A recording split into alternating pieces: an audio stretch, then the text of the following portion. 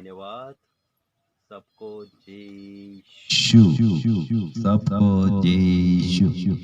परमेश्वर आप सभी को आशीष दें और ब्लेस करें, ताकि मैं एक वचन को तुम्हारे बीचों में रखकर तुम्हारी जो भी जरूरतें हैं उस जरूरतों को दूर करना चाहता हूँ उस वचन के द्वारा, ताकि आपका मन किधर किधर भटका हो।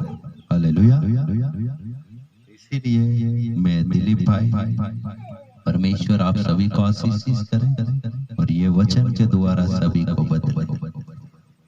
तो इसीलिए परमेश्वर का धन्यवाद हो और परमेश्वर की महिमा हो, ताकि मैं आपको सही बातें सिखा सकूं, क्योंकि जो कोई सच्चाई से चलेगा उसी का उद्धार होगा, परमेश्वर ने कहा है।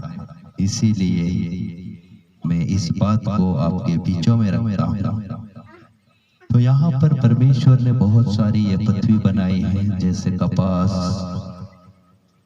और ज्वार, सोयाबीन, भुट्टे, सब चीजों को परमेश्वर ने बनाया है और देखने में दिखता है कि बहुत सुंदर है। लेकिन उसके बारे में कोई नहीं सोचा कि कपास को क्यों बनाया होगा, मक्की को क्यों बनाया होगा, सोयाबीन को क्यों बनाया होगा, नीम को क्यों बनाया होगा और बबूल को क्यों बनाया होगा, आम को क्यों बनाया होगा। उस बात पर कोई मनुष्य मनन नहीं करता है। और खास तौर पर गाय को क्यों बनाया होगा, बैल को क्यों बनाया होगा, मुर्गी को क्यों बनाया होगा, खरगोश को क्यों बनाया होगा, शेर को क्यों बनाया होगा, क्यों इस पृथ्वी पर उन जानवरों को रखा होगा और इस कपास को, हर एक चीजों को क्यों रखा होगा, क्योंकि उस बात को कोई मनुष्य नहीं जानता मेरे प्रियो। तो इसीलिए मैं कहता हूँ वह बात तुम्हें नहीं पता, लेकिन मैं कहता हूँ जो पवित्र शास्त्र बाइबिल में लिखी बातों को याद रखें और इसी बात को समझे, ताकि अपन बहुत बुद्धिमान बनते जा रहे हैं। अपन बहुत बुद्धि चलाते हैं, लेकिन इतना अपन को पता नहीं है कि क्यों परमेश्वर ने इस पृथ्वी को बनाया, क्यों परमेश्वर ने हर पेड़ पौधों को रचा, क्यों परमेश्वर ने हर जीव जंतु को रचा। मेरे प्रियो, इतना अपने अंदर समझनी है। बस जरा कुछ पास्टर बन गए, बस एक दूसरे की बुराई, वो पास्टर ऐसा करता, वो पास्टर ऐसा करता, और ये इस रीति से चल रहा। मेरे प्रियो भाई, यहाँ पर भी एक बुराई करने वाला मनुष्य यीशु के सामने पकड़ाता है और पकड़ा गया है।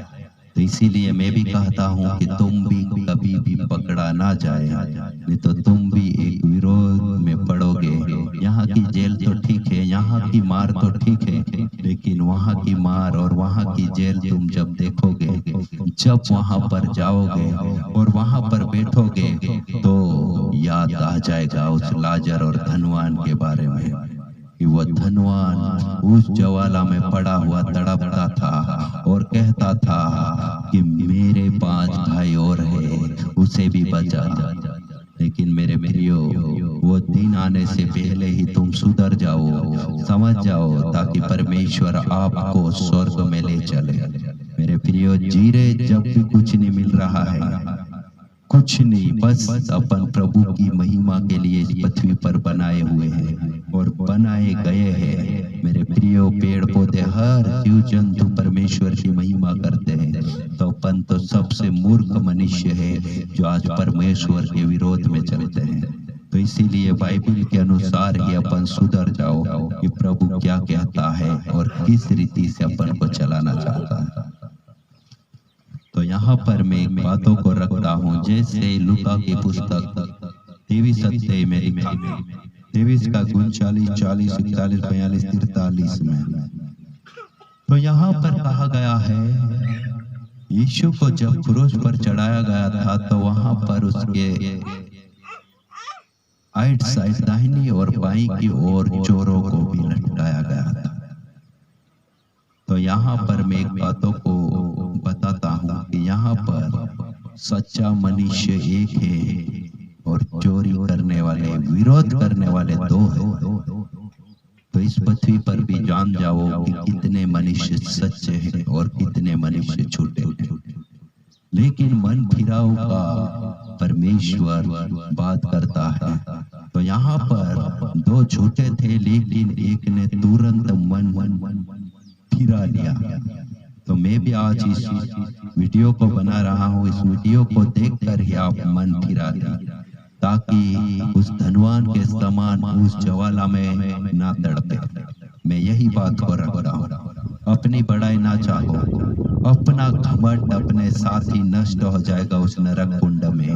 वो धनवान भी एक मलमल और एक अच्छी चीजों को लेकर चल रहा था, लेकिन लूका 16 में कह दिया है वो एक दिन उस जगह पर गिड़गिड़ाने लगा और लाजर उसकी डेवड़ी पर बैठा हुआ मरने के बाद स्वर्ग में है, अब्राहम की गोद में इसकी जिंदगी जी रहा है। मेरे प्रियो, तो क्यों अपन परमेश्वर के वचन को टालते हैं? क्यों उससे अनसुना कर रहे हैं? क्यों एक दूसरे के विरोध में जा रहे हैं? क्यों अपने आप को माहिर समझ रहे हैं? क्यों अपने आप को बड़ा पास्टर समझते हैं? क्यों अपने आप को सही जानते हैं? अपन कितनी गंदगी में चल रहे हैं, किस रीति से अपन हार रहे हैं। तो इसीलिए परमेश्वर ने हर एक बातों को रखा है, तुम गलत कामों को छोड़ो और सही करो। तो यहाँ पर भी दो चोर थे, लेकिन एक कुकर्मी ने कहा, जो कुकर्मी वहां लटकाए गए थे उनमें से एक ने उसकी निंदा करके कहा, क्या तू मसीह नहीं? तो फिर अपने आप को और हमें बचा। सोचो, आज पूरी दुनिया है, जब यीशु मसीह है तो मुझे इस बीमारी से चंगा कर, यीशु मसीह है तो मुझे बचा, यीशु मसीह है तो मुझे अनंत जीवन दे। मेरे प्रियो, यहाँ पर भी एक मूर्ख मनुष्य, एक निर्बुद्धि मनुष्य इस रीति की बात करता है और ऊपर से चोरी कर करके हो रखा है, ऊपर से झूठ बोल बोल के हो रखा है और ऊपर से परमेश्वर को भी बोलता है। तो आज हजारों लोग हैं जो आज परमेश्वर को यही बात बोलता है और यही बोल रहे हैं कि हे प्रभु मेरा कर्जा दूर हो जाए तो मैं मानूं, हे प्रभु मेरा शरीर दुखना बंद हो जाए, पेट में दुखना, सिर दर्द बंद हो जाए तो मैं मानूंगा, तू तो मसीह है, तू सब कुछ करने वाला है। लेकिन उस मनुष्य ने अपनी पूरी बुद्धि के साथ नहीं कहा, एक मूर्खता से कहा, एक मूर्खता से वो खुद अपनी बड़ाई करके कहा। तो आज बहुत सारे लोग अपनी बड़ाई चाहते हैं, अपनी बड़ाई के अनुसार बोलते हैं, लेकिन उसकी और एक और लटकाया हुआ मनुष्य ने कहा पूरी रीति से, इस पर दूसरे ने उसे डांटा,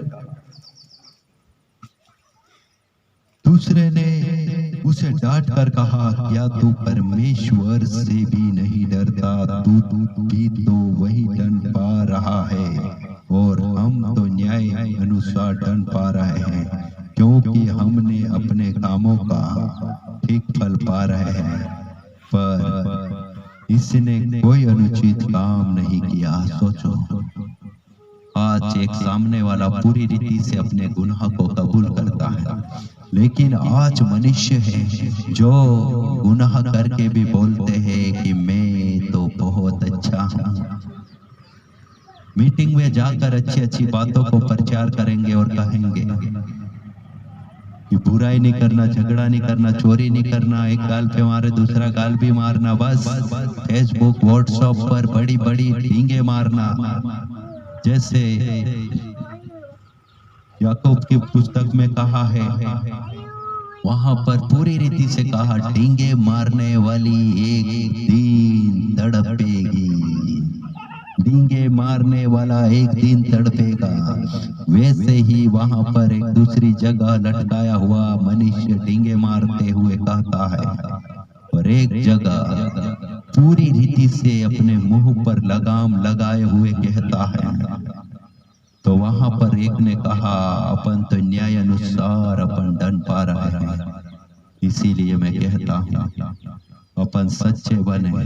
तो उस मनुष्य की आवाज को सुनकर यीशु मसीह आनंदित हुआ और मगन हुआ कि ऐसा मैं पहली बार मनुष्य देखा जो आज मेरी बात को जान गया, तो आज मैं कहता हूँ हजारों अरबों लाखों करोड़ों लोगों से कि परमेश्वर को जान जाओ और अपने आप को सुधार लो, क्योंकि एक दिन अपन को मरना है, कोई जीवित नहीं रहेगा और न्याय करेगा यीशु मसीह। तो इसीलिए मैं कहता हूँ अपना आप को सुधार कर बस एक नम्र दिल से हो जाओ।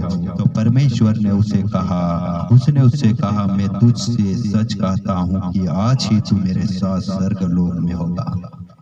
कितना अच्छी बात है।